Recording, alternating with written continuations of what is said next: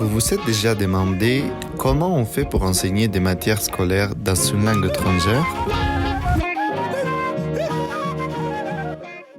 Bonjour et bienvenue sur Campus Didacticos Plurilingues, un projet de Peter Lang Academic Publishers en partenariat avec la revue électronique Matices en Lenguas Extranjeras du département des langues étrangères à l'Universidad Nacional de Colombie.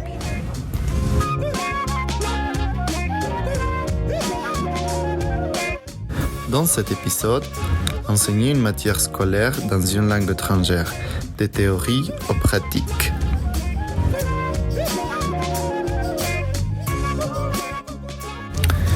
Bonjour à tous, soyez bienvenus pour ce 5e épisode. Je m'appelle Manuel Velasco et je suis très honoré de parler aujourd'hui à Madame Rita Carol pour ce nouvel épisode. Rita Carol est maître de conférences émérite de l'Université Institut National Supérieur du Professorat et de l'Éducation de Strasbourg. Elle est spécialiste de l'enseignement de l'allemand langue étrangère et de la formation didactique des enseignants de l'enseignement bilingue. Sa recherche porte sur l'acquisition des langues étrangères en milieu institutionnel, ainsi que sur la construction d'une didactique EMIL, enseignement d'une matière par l'intégration d'une langue étrangère. L'ouvrage présenté aujourd'hui actualise les résultats de la recherche dans ce domaine. Madame est aujourd'hui avec nous pour parler de ce livre. Alors je voudrais commencer en vous demandant, Madame, quel est le sujet principal de cet ouvrage et quel est le motif qui vous a mené à travailler sur ce projet? Dans l'institution scolaire, l'enseignement en langue étrangère de disciplines non linguistiques, telles les mathématiques ou la géographie, connaît un succès grandissant. J'entends par langue étrangère une langue non maîtrisée par les élèves, qu'elle soit étrangère, seconde ou régionale. La théorie et la pratique de cet enseignement ont donné lieu à de nombreux articles isolés, mais aucun ouvrage de référence d'actualité n'existe en français. On constate par ailleurs que peu d'ouvrages sont consacrés à ceux qui assurent cet enseignement. Pourtant, les enseignants ont besoin de repères et d'outils pour leur travail au quotidien. Ils doivent savoir comment enseigner à la fois une matière scolaire et une langue étrangère, ou plus généralement, quels sont les savoirs théoriques et pratiques nécessaires pour réussir cet enseignement. Ce sont précisément ces savoirs qui font l'objet de cet ouvrage. Et puis, comment se divise le contenu de ce livre? Cet ouvrage se décompose en 3 parties principales. La première partie, intitulée « Aspect théorique », expose les bases théoriques sur lesquelles s'appuie l'enseignement d'une matière en langue étrangère. Leur présentation repose sur le croisement des 3 disciplines de référence qui sont la psychologie, les sciences cognitives et la sociolinguistique. Les concepts évoqués permettent de comprendre les pratiques évoquées dans les parties 2 et 3 de l'ouvrage.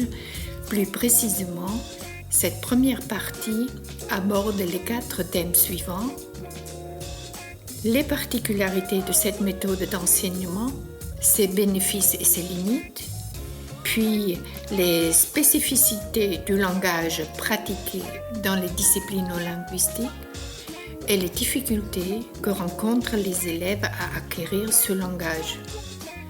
Ensuite, la théorie d'apprentissage sous-jacente à tous les chapitres et enfin, les facteurs qui favorisent ou contraignent l'acquisition d'une langue étrangère en contexte scolaire.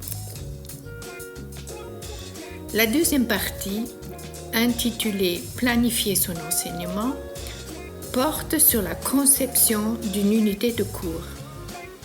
Elle interroge les 4 domaines sur lesquels repose cet enseignement, à savoir la discipline, la langue, la culture et le savoir apprendre. Chaque domaine se caractérise par des paramètres spécifiques qui potentiellement intègrent la planification.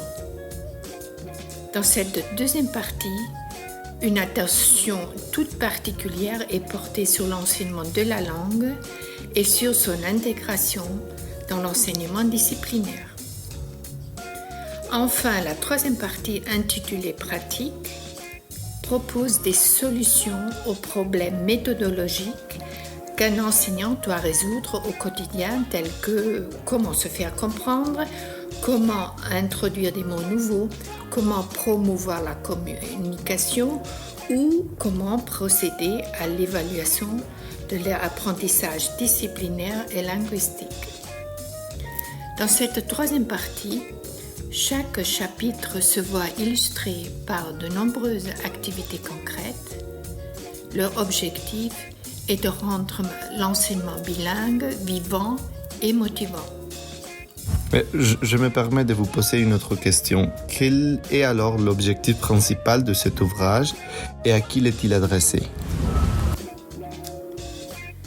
Cet ouvrage propose une didactique et une méthodologie qui synthétise la recherche et les connaissances développées dans ce domaine.